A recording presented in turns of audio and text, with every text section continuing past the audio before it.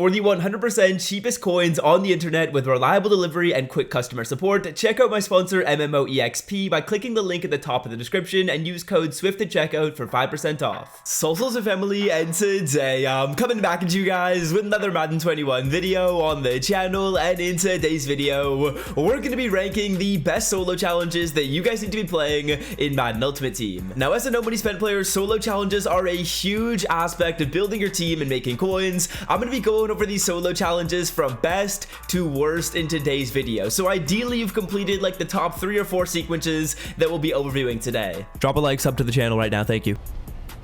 Why are you the way that you are?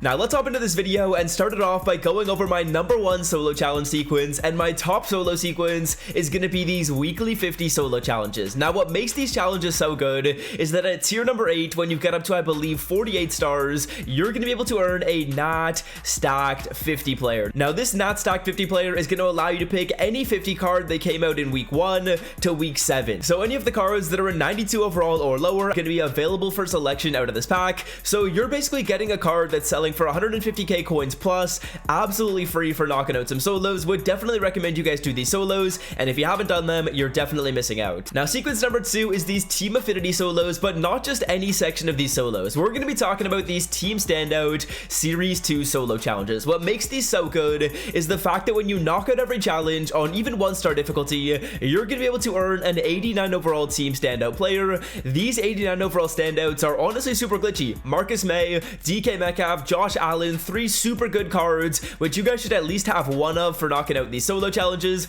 They don't really take that long. I think I remember doing them all in about a day or 2, so not really that bad. Knock these solo challenges out, and obviously if you're struggling with any solo challenges in all of Madden Ultimate Team, I will leave a video linked in the description, which is going to be the ultimate solo challenge guide that I created. This is going to help you out on offense. It's going to help you out on defense when it comes to getting interceptions, tackles, sacks, and forced fumbles. So check that out if you're struggling on any solos. So assuming you guys have knocked out those first 2 sequences, let's hop into the next one you guys should be doing, and that is Team of the Week solo challenges. Now these Team of the Week solos are kind of like the Legend solo challenges. You can't really knock them all out at one time. You just had to do them over time and make sure that you guys collected your stars and collected your very important Team of the Year tokens. If you guys have continued up to date with these solos, you should have 12 Team of the Year tokens. I currently have 12 of them in my binder, so continue to play these solo challenges, because at the end of the year, when the Team of the Year promo comes out, it's likely going to cost us about 15 Team of the Year tokens to get a full Team of the Year player. So continue with these solos if you've started them.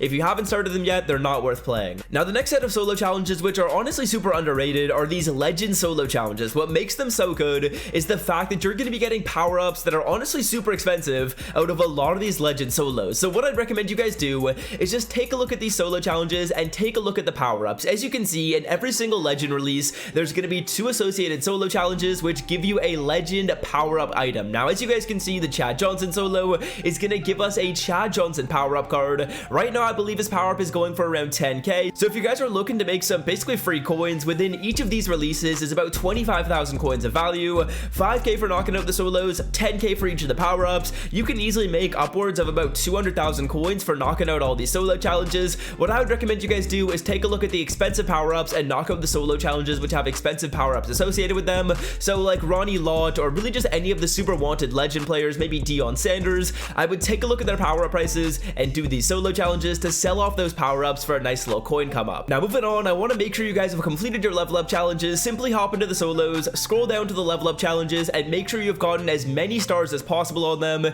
It's important that there's a check mark next to each sequence that is not unlocked, so knock out every solo challenge sequence that you possibly can, because when you do complete one of these sequences, you're going to be able to earn an upgrade token which can allow you to get Andre Johnson up to his full version. He's currently a 95 overall wide receiver on my team with chemistries, so definitely do these solos. They're honestly super quick. Most of them are just going to take you about less than a minute per, so do these solos if you have not gotten full stars on them yet. Now this is kind of the cutoff point in the video. I would recommend everyone do the solos that I mentioned before. There's no excuse. They honestly don't really take that long, so play every single solo that I had mentioned previously. But from this point on, these solos are more optional. There's kind of diminishing returns as you play these because they did come out a while back, but continuing down the list, worst, we're gonna go over these ultimate kickoff solo challenges. Now, with these ultimate kickoff solo challenges, once you guys are able to get up to tier number 7, you'll earn 2 hero tokens. With those 2 hero tokens, you guys can hop into the sets and put them both into the set, allowing you to get one of the master players. So that can be Todd Gurley, Yannick Ngakoue, Linval Joseph, or Trent Williams. Now, put those tokens into the set, and with that player, you can either sell him on the block or use him on your team to upgrade your squad. Now, after that, we're going to go over these Rivals 2 and Rivals 1 solo challenges. Within the Rivals 2 solos, as you guys will see, you're going to be able to earn an 87 overall Geno Atkins. If you're just starting off with Ultimate Team and you're looking to upgrade your squad, he's certainly someone that can play for you. I personally would recommend you guys throw him at defensive tackle too. If you have already played the game and have a solid team, maybe you're an 87 to a 91 overall. A lot of people don't like to invest in a DT2, so get up to tier number 4 in these solo challenges and get your Geno Atkins. And then finally, the regular Rival solo challenges are the least most important set of solos you should even consider doing at this point in the game. And what you're going to do with these solo challenges is you're going to be able to get a lot of lower overall players, as well as get yourself a Jalen Smith 85 overall. I would not recommend you guys dabble in the NFL Epic solos. They take way too long. Superstar MVPs are a little bit outdated and not really worth it anymore in my opinion. The Madden Club Championship you guys had to start from a while ago. I personally decided not to because I'm not really a fan of playing full game solo challenges. And yeah, that's what I wanted to do in today's video. From best to worst, here is the rankings all in 1 second. Weekly 50 solos, I get up to tier number 8. Team Affinity solos for one of those expensive 89s. Team of the Week solos, make sure you stay on top of those. Legend solo challenges for basically free coins. Make sure you have maxed out your stars in the level up solo challenges. And then if you want to keep grinding, Ultimate Kickoff, Rivals 2, Rivals 1. That is what I'd recommend you guys do when it comes to playing solos in the game. If you guys haven't caught up to date with those, take a couple of days, grind these solo challenges. Once you get into a groove and you're kind of watching YouTube or watching Netflix, they really go by quickly. You really just got to start with solo challenges. That's the most annoying part in my opinion, is clicking X the first time. Once you're in the game, they really go by quickly. So that's gonna do it for me. Hope you guys have enjoyed today's video. If you did, leave a like, hit that sub button, and until next time fellas, I'm out. Peace.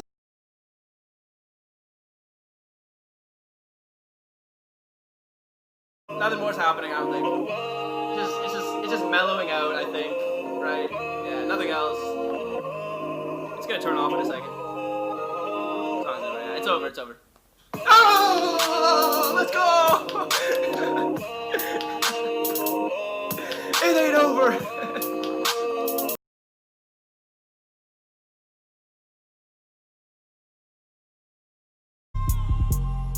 Don't talk to the crowd.